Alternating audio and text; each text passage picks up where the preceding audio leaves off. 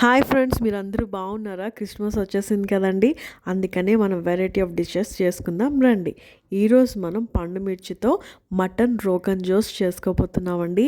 ఈ రెసిపీ చాలా టేస్టీగా ఉంటుంది, చాలా స్పైసీగా ఉంటుంది. ఇది మీరు ఇంట్లో తప్పకుండా ట్రై చేయండి. ఫస్ట్ మనం మటన్ తీసుకుని బాగా క్లీన్ చేసుకుని పక్కన పెట్టేసుకుందాం. ఇప్పుడు మనం ప్యాన్ తీసుకుని దాంట్లో ఆయిల్ వేసుకుందాం. దీంట్లో స్పైసెస్ అన్నీ యాడ్ చేసుకుందామండి. నాన్ వెజ్ కర్రీలో ఎప్పుడన్నా కూడా స్పైసెస్ యాడ్ చేసుకుంటే దాని ఫ్లేవర్ మంచిగా వస్తుందన్నమాట. సో ఇవన్నీ కూడా కొంచెం ఫ్రై చేసేసుకున్నాక ఇలాగా పొడుగా కట్ చేసి పెట్టుకున్న ఆనియన్స్ అన్నీ కూడా యాడ్ చేసుకుని బాగా ఫ్రై చేసేసుకుందాం. ఇలా ఆనియన్స్ అన్నీ కూడా గోల్డెన్ బ్రౌన్ వచ్చేదాకా ఫ్రై చేసుకుందామండి.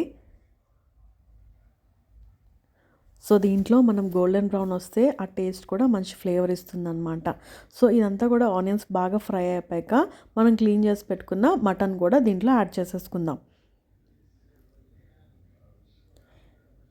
ఇలా మటన్ అంతా యాడ్ చేసేసుకున్నాక దీన్ని బాగా మిక్స్ చేసుకుందామండి. ఇలా బాగా కలుపుకున్నాక ఒక 10 నిమిషాలు మూత పెట్టి సిమ్లో ఉడికించుకుందాం.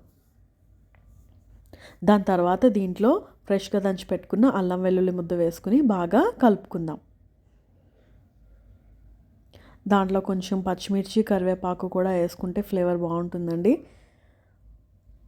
సో దీంట్లో మనం ఇప్పుడు పెరుగు వేసుకుందాం. ఈ కర్డ్ వేసుకోవడం వల్ల ఏమవుతుందంటే పీసెస్ చాలా సాఫ్ట్గా అవుతాయండి. సో ఇలా పెరుగంతా వేసుకున్నాక దీన్ని బాగా మనం ఉడికించుకుందాం. ఒక 5 మినిట్స్ సిమ్లో ఉడికించుకుంటే చాలండి. మటన్ ముక్కలన్నీ కూడా బాగా సాఫ్ట్ అయిపోతాయి అన్నమాట. సో ఇలాగా ఈ పీసెస్ అన్నీ కూడా ఇలా ఉడికించుకున్నాక దీంట్లో ఇప్పుడు మనం ఉప్పు, కారం వేసేసుకుని బాగా మిక్స్ చేసుకుందాం.